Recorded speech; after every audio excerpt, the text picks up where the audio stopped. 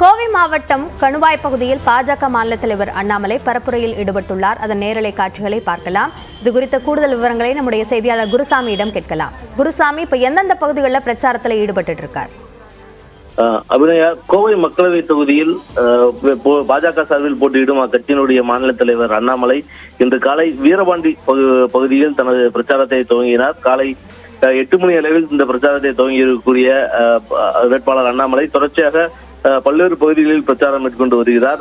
சின்னத்தடாகம், மடத்தூர் உட்பட பல்வேறு பகுதிகளில் பிரச்சாரம் மேற்கொண்டிருந்த அவர் தற்பொழுது கணுவாய் பகுதியில் பிரச்சாரம் மேற்கொண்டு வருகிறார். இன்று ஒரு நாளில் மட்டும் மொத்தம் 90 இடங்களில் பிரச்சாரம் மேற்கொள்ளும் வகையில் அவரது பயணத்திட்டம் வகுக்கப்பட்டிருக்கிறது.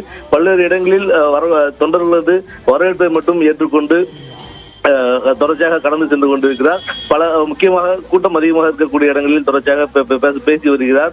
இந்நிலையில் சின்னத்தடாகம் பகுதியில் பேசிய பாஜக வேட்பாளர் அண்ணாமலை இங்கு இருக்கக்கூடிய பறவைகள் சரணாலயம் சலீம் அலி பறவைகள் சரணாலயத்தில் பறவைகளுக்காக ஒரு மியூசியம் ஒன்று கட்டப்படும் என்ற ஒரு வாக்குறுதியை கொடுத்திருக்கிறார். அதே போன்று இந்த பகுதியில் இருக்கக்கூடிய மிக முக்கியமான பிரச்சனையாக இருக்கக்கூடிய செங்கல் சூளை தொழிலாளர் பிரச்சனைக்கு தீர்வு காணப்படும் என்ற ஒரு வாக்குறுதியையும் கொடுத்திருக்கிறார். தொடர்ச்சியாக இறுதிக்கட்ட பிரச்சார பயணத்தை தீவிரமாக மேற்கொண்டு வரக்கூடிய அண்ணாமலை இன்றைய தினம் கோவை மற்றும் கோவை நகரை சுற்றி இருக்கக்கூடிய அனைத்து பகுதிகளிலுமே சுமார் 90 இடங்களில் அடுத்தடுத்து பிரச்சாரம் மேற்கொள்கிறார். இதனைத் தொடர்ந்து தனது பிரச்சாரத்தை இன்று மாலை 5 மணி அளவில் மசக்காளிபாளையம் பாலன் நகரில் நிறைவு செய்ய இருக்கிறார். இதனைத் தொடர்ந்து இறுதிக்கட்ட பிரச்சாரம் என்பதன் காரணமாக இன்றைய தினம் எந்த விதமான இடைவெளிகளும் இல்லாமல் தொடர்ச்சியாக பிரச்சாரமானது திட்டமிடப்பட்டிருக்கிறது.